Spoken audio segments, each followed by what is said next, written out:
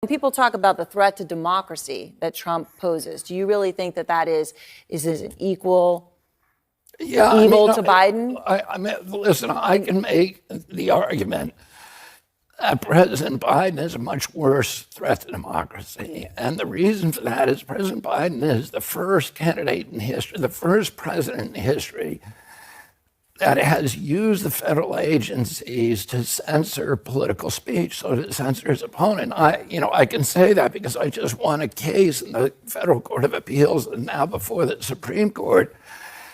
It shows that he started censoring not just me. 37 hours after he took the oath of office, he was censoring me. No president in the country has ever done that. The greatest threat to democracy is not somebody who questions election returns, but a president of the United States who used the power of his office to force the social media companies, Facebook, Instagram, Twitter, to open a portal and give access to that portal to the FBI, to the CIA, to the IRS, to CISA, to NIH, to censor his political critics.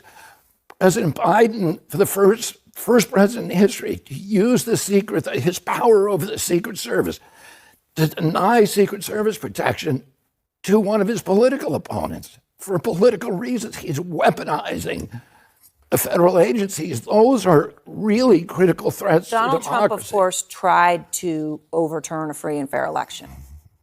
He tried to overturn one, right? He's still fighting in court. Yes. How is that not a threat to democracy? Well, I think that is a threat to democracy. If him trying to overthrow the election clearly is a threat to democracy. But the question was, who is a worse threat to democracy? And what I would say is, I'm not going to answer that question, but I can argue that President Biden is, because the First Amendment, Erin, is the most important.